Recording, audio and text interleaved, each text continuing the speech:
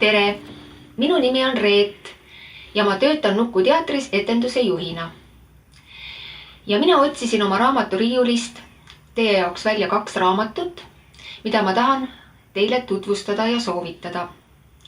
Ja esimene neist on minu üks lapsepõlve lemmikraamatuid, mille otsa ma oma mõtetes ikka komistan, kui ma mõtlen oma lemmikraamatute peale. Ja see raamat on Robert Vaidlo lood Kukelegoa linnast. Ja see raamat räägib kriipsu inimestest, kes elavad Joonjamaal. Ja Joonjamaa omakorda asub laste joonistusvihikutes.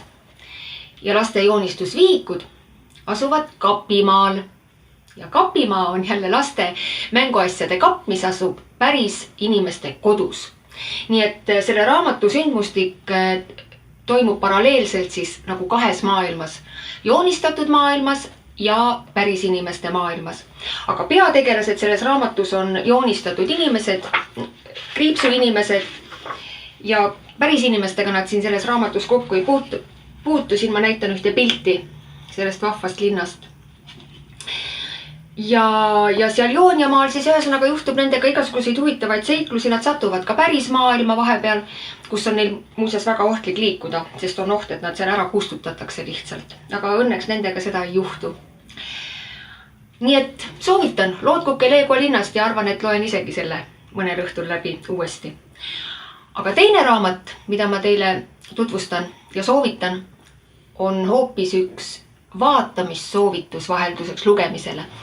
Ja see on natuke tõuke saanud sellest raamatust. Nimelt ma näitan teile ühte Edgar Valteri pildiraamatut. Miks Edgar Valter? Sellepärast, et selle Joonjamaa raamatu illustraator on Edgar Valter. Ja Edgar Valter on üks tore kunstnik ja tal on terve albumi täis väga uhkeid pilte. Ta oli hea maalija kõigele lisaks. Ja minu meelest need pildid ja need maalid, mida ta on teinud, on ise nagu ühed juturaamatud.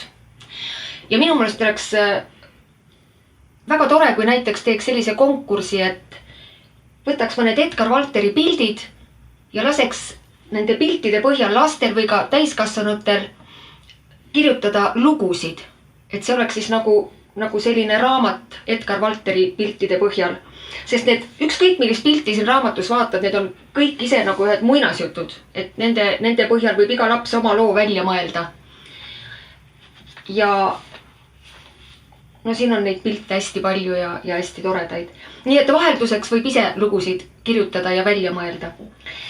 Ja lõpetuseks ma näitan teile sellest raamatust oma lemmikpilti.